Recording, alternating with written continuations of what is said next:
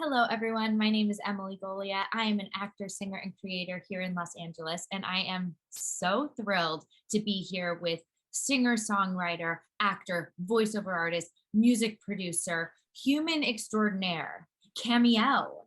Wow, I love that. Hi. Hi, Camielle. I am so excited that you are here with me. Before we get started, Thank I'm you. going to show everyone a quick video of what you're all about. Awesome. Thanks. Camielle is an amazing vocalist born in LA, right in the heart of the entertainment business. She got her first movie role when she was 18. Since then, she's been in more than a dozen movies and several TV shows, including Last Comic Standing. So far we know she sings, we know she acts, but she also talks for a living. She's been the voiceover for national TV ads for companies like AT&T, Tennessee State Lotto, and Victoria's Secret. You know, more and more artists have moved to Nashville to make their music. So, in 2005, Camielle relocated to Music City. She writes, performs, produces, she plays piano, guitar, she also makes her own videos, and she has an amazing voice. This is Let's Ride.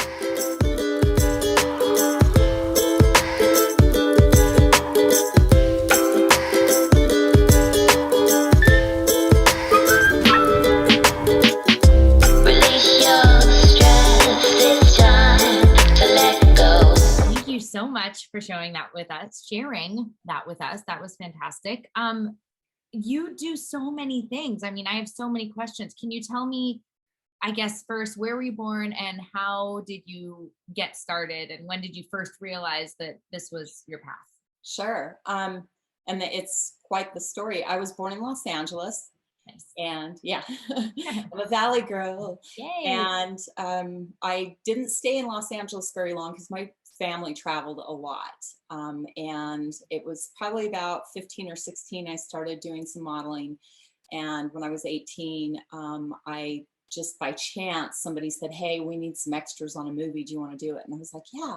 So I went to the set. They ended up having they needed somebody that could whistle, you know, like really loud with their fingers.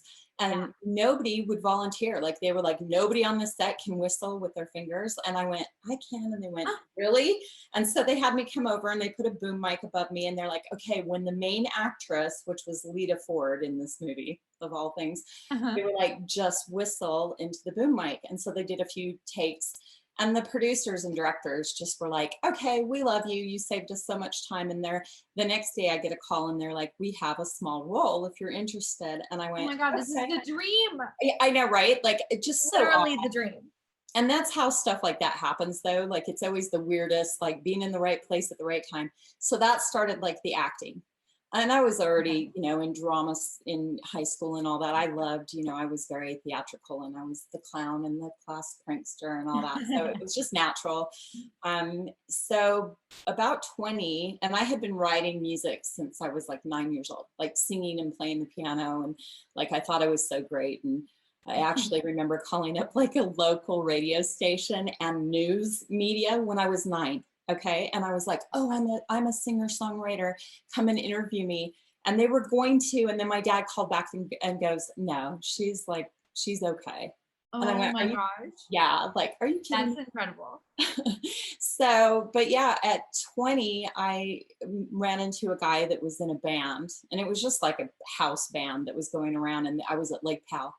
And he was like, I got up and sang because they like invited some people like, hey, if you want to get up and sing. And I did. I sang a song with them and he was like, wow, you're really good. He was like, do you have a demo? And I said, no. And he was like, well, why not? And I was like, because I can't afford one. And he was like, well, what if I recorded a demo for you? Are you interested? And I go, yeah. Oh my God. So he recorded the demo for me. And like a year later, I won like an MTV Spring Break thing through a radio station, like being a certain caller. Like here we go with like just weird, like when something's meant to be, it's just gonna fall into place. And so anyway, I win this trip, I go down and there was like a group there. I don't know if you remember like 20 Fingers or Gillette. Remember Short Man? Yes. Do you know that song? Yes. Okay, so she was there and she wasn't really doing her career anymore, but she was there, and she like, we ran into each other and started talking, and she was like, well, I still am in contact with my music manager, and that they have a label that's looking for a new artist. Can I give them your demo? And I went, yeah. Oh And my a God, week later, no kidding you, a week later I signed. So that was my first record deal. And that is so wild. yeah, it is wild. And then like, so fast forward, that was like a 2-year contract, and then that went away. And then I like ran into somebody that was hosting a show on Warner Brothers called Me TV. I don't know if you remember that one, but I ended up like doing some behind the scenes stuff, and they were like, wow, you and the host are really just funny. The chemistry's there, because it was a guy named Wayne Madison. And we ended up hosting the show together, and it just really worked. And the ratings were great, and it got picked up by cable. And he had to move someplace weird like Colorado or something. And I went, no, thanks. And so I had sent a music demo to my entertainment attorney in Los Angeles and said, look, I want to get back into the music. Like, I love acting. I love the comedy. I love all these side things, the voiceovers. But I'm like, I really want to get back into music. So she actually hooked me up with a guy that was in London who was looking for a new pop artist. And he was big in the 70s. Bruce Ruffin is his name. And he had his own label in London. And they listened to my demo, and they did not know that I was white. Let's just put it that way. And so sight unseen, they offered me a deal. And they were a little shocked, because I think I was the first white person on the label. Oh my gosh. Because I had like the earlier stuff, I had a lot of soul in my voice. And so, yeah, it was that was kind of cool. That was like a year deal. And then, Oh my gosh, that's so wild. so fast forward to like 2010 was my last record deal, and that was a country deal. And that was only because I was no longer like 19, and like the pop labels were looking for the little 18, 19-year-olds. Right. And so I had a friend that was like, well, will you do country? And at first I was like, oh, I was like, really? Right. Because I wrote pop and dance and EDM and everything but country at the time. But they sent me some songs that were written by Karen Staley and people that had written for Faith Hill and Reba McEntire. And so I get these songs, and they're kind of poppy country. And I went, ooh, these are really good. Yeah, So, it's like real singing. So I did a demo, and I sent it to a lady that was a music manager in Nashville, and she listened to it, and she goes, how soon could you move here? And I was like, a couple weeks. And so, Whoa. yeah, like, so 2 weeks later, I moved to Nashville. Yeah. And so I signed with an indie label there called Fallacy Records, and I put together an album.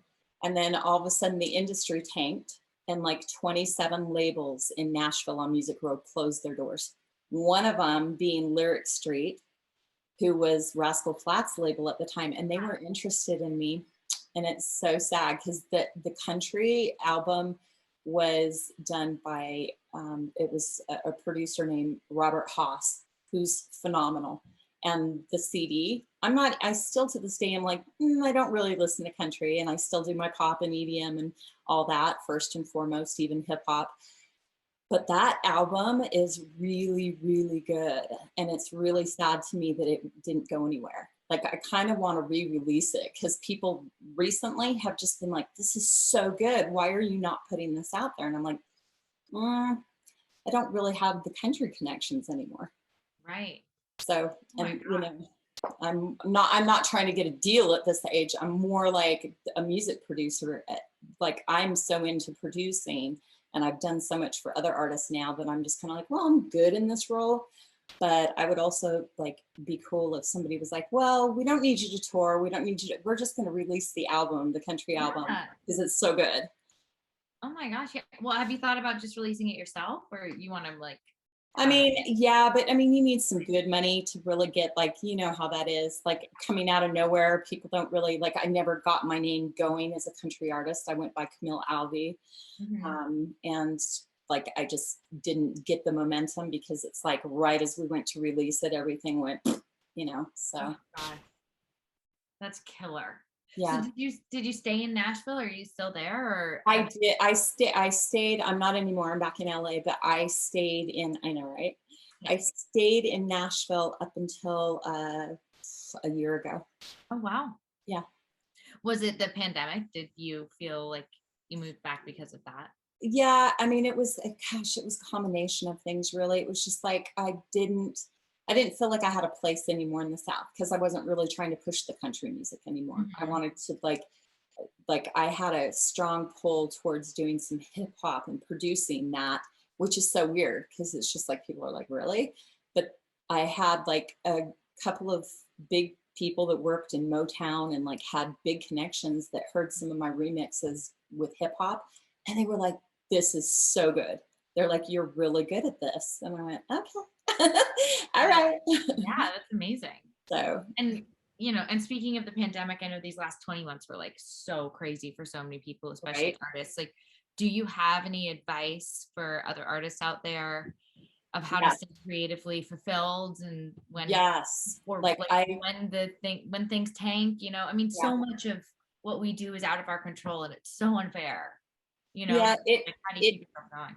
well, and the industry's tough anyway. I mean, it's just a really rough industry. But I mean, if anything, I would just tell people, you always hear the don't give up, keep going.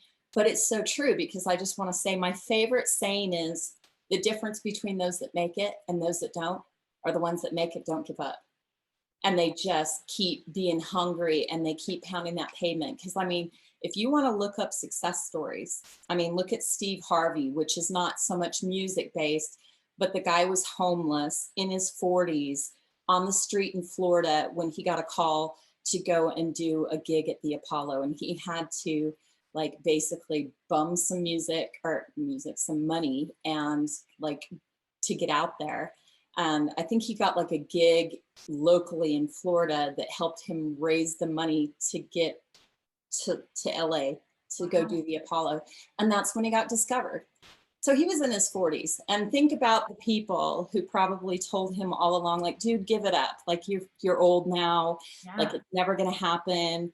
And that's part of this industry is I think a lot of people, you have the haters and then you have the non-believers, and they don't even have to be haters. They don't have that vision and they don't understand that vision. They don't understand that drive. They're just one of those that get up and they're happy to go and flip their burgers, and cool, good for you and good on you, whatever floats your boat. But I think just keep chasing that dream. Yeah. I love that. That's so true. And I feel especially like as you get older, and I mean, I'm speaking personally as like a woman, and it's just like the industry is so crazy, but I do feel like Yeah. things are opening up, and the ageism is slowly Yeah. Just like getting less and less. I yeah. won't say it's completely going away because Yeah. but And it never will completely. You're right. no. But it's gotten better. Yeah, it's getting better, and I have hope that like this ageism and the sexism is on Yeah. its way out, and people are viewing women as whole beings, you know. Worthy. Yes, We're worthy being in any deemed way. worthy finally. But oh my gosh, well, I am so entranced by you. You're so you're so Thank you. incredible, and you've done so Thank many you. things, and I'm so happy you're back in LA now. Yes. And I can't wait to see what's next for you. And I'm so glad you're going to be on this platform because it's going to be an incredible one-stop shop for all of your fans and future collaborators to find out everything that you're doing. And Fun. yeah, keep us all going. Well, I always look for new opportunities. And like I had mentioned before, I love, something that's on that just being launched and it's kind of getting in on the ground level. So I'm excited and I'm grateful. So thank you for Yeah, inviting me on and interviewing me. of course. Appreciate I'm it. so glad to have talked to you and to get all of your advice. Thank you so much for sharing. Thank you. And we'll talk soon. Okay, sounds good. Thank you. See ya. Bye.